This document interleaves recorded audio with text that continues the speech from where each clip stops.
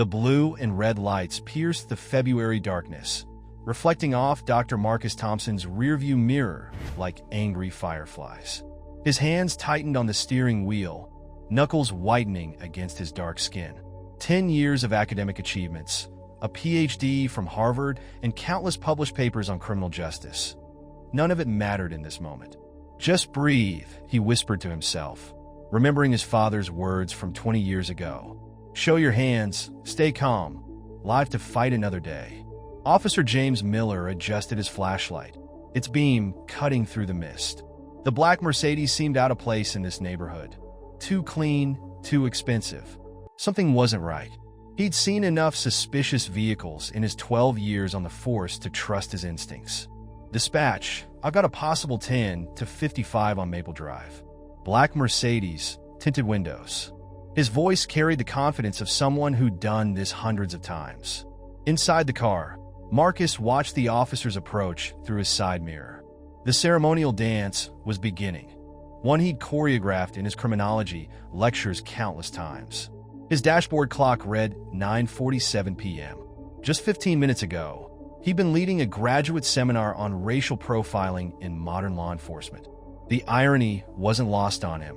"Keep your hands where I can see them," Miller's voice boomed, flashlight beam momentarily blinding Marcus. "Yes, officer. My hands are on the steering wheel." Marcus's voice remained steady, professional, the same tone he used in faculty meetings. "License and registration." Miller studied the driver's face, noting the expensive suit, the university ID hanging from the rearview mirror. Something still felt off. "Officer, I'm going to reach for my wallet in my back pocket, okay?" Marcus announced each movement like a narrator describing a crime scene. "Slowly," Miller commanded, his free hand resting on his holster. As Marcus reached back, a memory flashed through his mind, his father, tears streaming down his face after being pulled over for the third time that month, trying to explain to a 10-year-old Marcus why some people would always see their skin color before their humanity. "Here you go, officer." Marcus handed over his credentials, noting how Miller's fingers recoiled slightly at their brief contact. Miller scanned the license, his brow furrowing. "Dr. Marcus Thompson? Says here you're a professor." "Yes, sir. I teach criminology at State University. I'm actually heading home from an evening lecture on." "Step out of the vehicle, please." Marcus's heart skipped. "May I ask why, officer?" "We've had reports of drug activity in this area. Your vehicle matches a description." A bitter laugh almost escaped Marcus's throat. His Mercedes, a symbol of his success, had become probable cause. "Officer Miller," he said, reading the nameplate, "I understand protocol, but out of the vehicle." Each word carried the weight of authority, of power unchecked. As Marcus slowly opened his door, a police radio crackled to life. Through the static, a familiar voice cut through. "All units be advised. Captain Thompson is conducting an undercover operation in Sector 7. Black Mercedes, license plate." Miller's face drained of color as the numbers matched the vehicle before him. Marcus stepped out, his 6'2" frame unfolding with dignity. From his pocket, he pulled out not just his university ID, but a police captain's badge.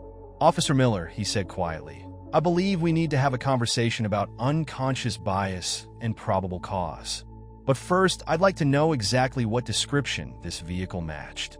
The night air grew thick with tension as distant sirens wailed somewhere in the city.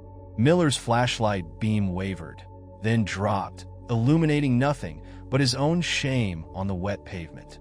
"You see," Marcus continued, his voice carrying the weight of both professor and captain, "this isn't just a routine stop anymore. This is tomorrow's lecture." A police cruiser turned the corner, its lights off but engine humming. Inside was Marcus's partner in the undercover operation, and more importantly, the body camera footage that would change both their lives. Miller's hand fell from his holster, his entire worldview crumbling under the weight of his own prejudice. What he didn't know yet was that this wasn't just any undercover operation. It was part of a 3-year federal investigation into systemic racism in the department, and he had just become its star witness. Officer James Miller sat in the precinct's break room, the fluorescent light above him flickering in an irregular rhythm that matched his racing heartbeat. His untouched coffee had grown cold, its surface reflecting his haggard face like a dark mirror. 3 days had passed since the incident with Dr. Thompson, and the weight of that encounter pressed against his chest like a bulletproof vest worn too tight.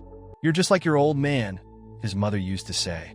Now, at 34, those words carried a different weight. The break room door creaked open. Sergeant Pete Walsh, his mentor of 12 years, stepped in. "Internal Affairs is here," he said, his voice carrying an edge Miller had never heard before. "They want to talk about Thursday night." Miller's fingers traced the rim of his coffee cup. "Pete, I followed procedure." Did you?" Walsh's usually friendly face hardened. "Because that's not what the body cam footage shows." A memory flashed. Miller at 8 years old, watching his father, then chief of police, laughing at racist jokes at department barbecues. The casual cruelty wrapped in camaraderie. "I had reasonable suspicion," Miller muttered, more to himself than Walsh. A Mercedes in a nice neighborhood? A well-dressed man leaving a university? Walsh's voice dropped to a whisper. "Or was it something else, Jim?" The AC unit rattled in the window, its dying wheeze providing an uncomfortable soundtrack to Miller's thoughts. On the wall, a recruitment poster promised to protect and serve in bold letters that suddenly seemed to mock him. "You don't understand," Miller started, but Walsh cut him off. "No, you don't understand. That man you pulled over? He's been working with the FBI for 3 years, documenting patterns of racial profiling in departments across the state. And you just became Exhibit A." Miller's stomach lurched. "The FBI?" A new voice entered the conversation. "That's correct, Officer Miller." Dr. Thompson stood in the doorway, but not in the expensive suit from Thursday night. He wore a police captain's uniform, stars gleaming on his collar. "Captain Thompson," Walsh straightened. "I was just—" "Give us the room, Sergeant." Thompson's voice was quiet, but carried unmistakable authority. As Walsh left, Thompson took the seat across from Miller. The flickering light cast alternating shadows across their faces, creating a strange dance of light and dark. "Do you know why I became a professor of criminology, Officer Miller?" Thompson didn't wait for an answer. "Because of men like your father." Miller's head snapped up. "You knew my father?" "Birmingham, 1992. I was 14 when your father, then a detective, pulled over my father's car. Made him lay face down on the pavement while he searched our vehicle. Found nothing, of course." Thompson's fingers drummed once on the table. "But what stuck with me wasn't the humiliation. It was what your father said to his partner afterward, thinking we couldn't hear. At least we're keeping them in their place." The words hit Miller like physical blows. He remembered his father's funeral last year. The speeches about dedication to service, about integrity. "I don't," Miller started, but his voice cracked. "You don't what, Officer Miller? Don't share your father's views? Don't see color? Don't think about the lives you impact every time you make assumptions based on skin tone?" The AC unit sputtered and died, leaving them in thick silence. "I've read your record," Thompson continued. 12 years on the force, more traffic stops involving minorities than any other officer in your precinct. But here's what's interesting. Your body camera malfunctions more often than anyone else's too." Miller felt sweat trickle down his back. "Are you here to end my career?" Thompson leaned forward, his expression softening slightly. "No, Officer Miller. I'm here to save it. And maybe more importantly, to save the next generation from becoming what you and your father became." He slid a folder across the table. Inside was a transfer request to the newly formed Community Relations Division. "You have a choice," Thompson said. "Face disciplinary action for Thursday night's incident, or join my team. Help me understand why good officers make bad choices. Help me fix this broken system from the inside." Miller stared at the folder, his father's voice echoing in his head. "There are 2 kinds of cops, son. Those who maintain order, and those who destroy it." As he reached for the folder, Thompson added one last thing that made Miller's blood run cold. "Oh, and Officer Miller? That FBI investigation I mentioned? Your father wasn't just part of our case study. He was our primary target. And what we found, well, that's why I'm giving you this chance. Because sometimes the sins of the father can save the son." The flickering light finally gave out, plunging them into darkness just as Miller's world was beginning to see light for the first time. Dr. Marcus Thompson stood at his office window, watching students traverse the rain-slicked campus paths below. His reflection in the glass showed a man caught between two worlds, the polished academic in an expensive suit and the undercover captain carrying the weight of generational trauma. The manila folder on his desk contained Miller's signed transfer request, but it was another file that kept drawing his attention. A thick, dog-eared envelope marked Birmingham PD, 1992. His office phone buzzed. "Dr. Thompson? Agent Rivera is here. Send her in." He didn't turn from the window. FBI Agent Carmen Rivera entered, her footsteps nearly silent on the carpeted floor. "The Miller footage is getting traction online," she said without preamble. "We need to decide how to proceed." Thunder rumbled in the distance as Marcus finally turned to face her. "You mean whether to burn him or save him? He's a liability, Marcus. Just like his father was." The word father triggered a memory. His own father's funeral 3 months ago, the rain just like today, and the letter they found afterward. A letter that changed everything. "Sit down, Carmen." Marcus gestured to the chair across from his desk. "There's something you need to see." He opened the Birmingham file and pulled out a yellowed photograph. It showed two men, one black, one white, standing together in police uniforms, smiling. "That's my father," he said, pointing to the black officer. "And that's Richard Miller, James Miller's father." Rivera leaned forward, confusion crossing her face. "But you said—" "I know what I said. About Birmingham. About the traffic stop." Marcus's voice caught. "Elite." The rain intensified outside, drops hammering against the window like accusations. "The truth is more complicated. My father and Richard Miller were partners in '92. They were investigating corruption within the department. The traffic stop, it was staged. They were passing information." Marcus pulled out his father's letter, hands trembling slightly. "I found this after the funeral. My father explained everything. He and Richard Miller weren't enemies. They were working together to expose a racist gang within the department. But something went wrong." Rivera's professional demeanor cracked. "Marcus, why didn't you tell me this 3 years ago when we started the investigation?" "Because I didn't know." His voice echoed off the office walls. "All these years, I thought. I built my whole career around fighting the kind of prejudice I thought Richard Miller represented. But my father's letter." He passed it to Rivera. "Read the last paragraph." As her eyes scanned the words, they widened. "Oh my God!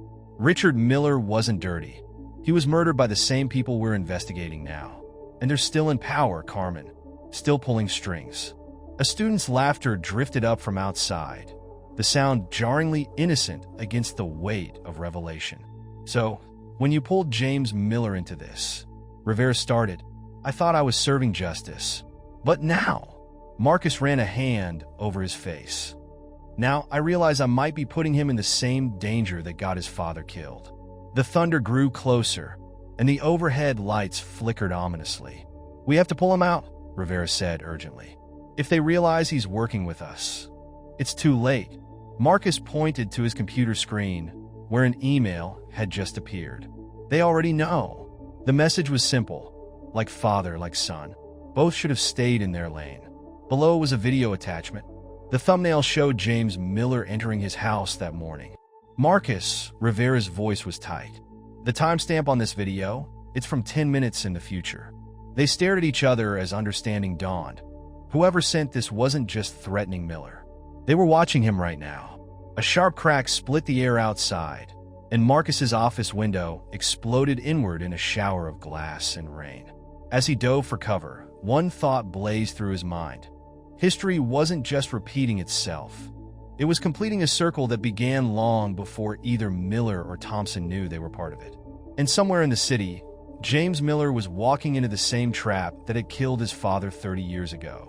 The windshield wipers of James Miller's patrol car fought a losing battle against the deluge as he sped through the city streets. His phone buzzed again, another missed call from Thompson. The radio crackled with static, then silence. "Come on, pick up," he muttered, trying Thompson's number again. Nothing. The shot that had shattered Thompson's office window had missed him by inches. Now, 30 minutes later, Both Thompson and Agent Rivera had vanished, leaving only broken glass and questions. A memory surfaced, his father's voice, trembling, on their last phone call. "Jimmy, sometimes the badge we wear hides the truth beneath it." The next day, they'd found his car in the river. His radio suddenly came to life. "All units, shots fired at State University. Officer down. Repeat, officer." The transmission cut off abruptly. Miller's hands tightened on the steering wheel as he swung the car around. The university was 15 minutes away, in good weather. Through his rain-streaked windshield, he caught glimpses of lightning illuminating the cityscape like crime scene photographs. His phone rang. Unknown number. "Officer Miller." The voice was distorted, mechanical. "Who is this?" "Someone who knew your father. Someone who knows what really happened in '92. Miller's throat tightened. "What do you want? Turn around. Drive home. Forget about Thompson, or history will repeat itself." The line went dead as Miller pulled into the university parking lot. Emergency lights painted the rain red and blue, creating halos around the gathered crowd of students and officers. "Miller!" A familiar voice cut through the chaos. Thompson emerged from behind a SWAT van, his suit soaked and tie askew. "Inside now?" They ran through the building's front doors, their footsteps echoing off marble floors. The power was out, emergency lights casting sickly green shadows. "The shot wasn't meant to kill," Thompson explained as they climbed the stairs. "It was a message. They wanted us to find this." He pushed open the door to his office. On his desk sat an old VHS tape labeled Miller/Thompson Investigation, 1992. "That's impossible," James whispered. "All evidence from that case was destroyed in the fire." "Was it?" Thompson's voice carried a weight James had never heard before. "Or was that what they wanted us to believe?" The tape began to play on Thompson's laptop, the footage grainy but clear enough. Two men in a car, their fathers having a heated discussion. "The commissioner is involved," Richard Miller was saying. "The whole operation, the profiling, the missing evidence, it goes all the way to the top." "We need to take this to the feds," Thompson's father replied. "Marcus," James said slowly, "why are you showing me this?" "Because of what happens next." The footage continued. A third man appeared at the car window, wearing a captain's badge that looked eerily familiar. James felt his blood run cold. "That's Captain Walsh," Thompson finished. "Your mentor. The man who's been watching you your entire career." A door slammed somewhere in the building. Footsteps approached. "Your father wasn't dirty, James," Thompson said quickly. "He was trying to expose a conspiracy that's still operating today. Walsh and his people, they're using racial profiling as cover for something bigger." "But why show me this now?" "Because history isn't just repeating itself." Thompson pulled out his phone, showing James the threatening email. "It's coming full circle. They're not just trying to stop us, they're trying to finish what they started in '92. The footsteps grew closer. "Your father and mine weren't enemies," Thompson continued. "They were partners. And now," the office door burst open. Agent Rivera stumbled in, bleeding from her shoulder. "They're here," she gasped. "Walsh, he's leading them." James reached for his weapon, but Thompson grabbed his arm. "There's something else you need to know," he said urgently. "The real reason I pulled you over that night." A flashbang grenade rolled into the room. "Your father's last message," Thompson shouted over the approaching chaos. He left it with, the world exploded into white light and screaming silence. As James's consciousness faded, he caught a glimpse of Thompson reaching into his jacket. Not for a weapon, but for an old, worn envelope with his father's handwriting on it. The last thing he heard before darkness took him was Thompson's voice, surprisingly calm.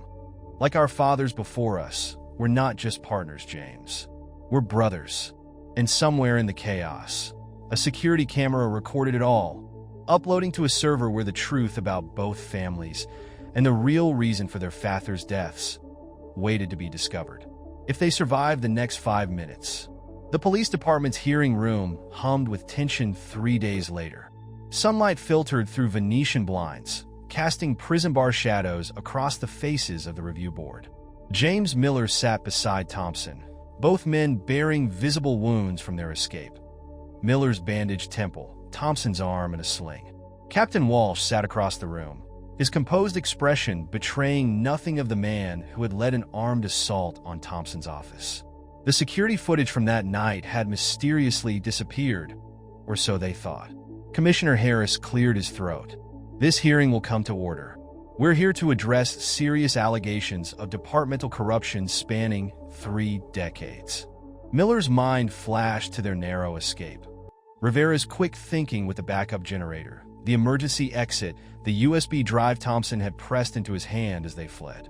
Your father gave this to mine, Thompson had whispered. For safekeeping. For you. Officer Miller, Harris's voice cut through his thoughts. You've accused Captain Walsh, a decorated officer, of conspiracy and murder. These are extraordinary claims. Walsh's smile was razor-thin. Claims made by a troubled officer with a history of racial profiling. Interesting choice of words, Thompson interjected, standing slowly. Considering what's on this. He placed a laptop on the table, the screen facing the board. Before we proceed, there's something you need to see. The footage began to play, not from the university attack, but from 1992. The same VHS recording they'd seen in Thompson's office. But this time, there was more.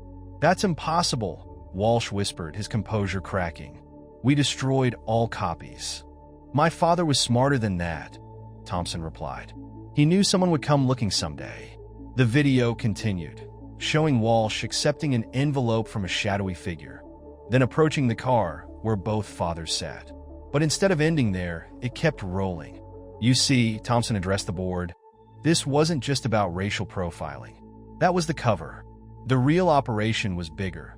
Systematic evidence tampering, witness intimidation, and drug trafficking, all hidden behind a campaign of targeted harassment. Miller watched Walsh's face pale as his own father's voice filled the room. I've documented everything. The commissioner, the judges, everyone involved. The truth didn't die with them, Miller found himself saying, standing beside Thompson. It was waiting. For us. For this moment. Commissioner Harris's hand twitched toward his phone, but Rivera stepped forward from the back of the room, badge displayed. I wouldn't, sir. The FBI has the building surrounded. You don't understand, Harris sputtered. We were maintaining order. No. Thompson's voice carried the weight of decades. You were maintaining power. There's a difference. He pulled out the envelope, the one that had survived the university attack. This letter explains everything. How my father and Richard Miller discovered the corruption. How they planned to expose it. And most importantly, he paused looking at James. Why they trusted their sons to finish what they started. Walsh lunged for the envelope, but Miller was faster. In the scuffle, something fell from Walsh's jacket. A key, old and rusted. That's... Harris's voice shook. That's the evidence room key. From 92. The one that supposedly burned? Rivera's Maid. The one that would open the locker containing all the original evidence. The room erupted into chaos as FBI agents entered, but Miller barely noticed. His attention was fixed on the letter Thompson had handed him. His father's last words, written in a shaking hand.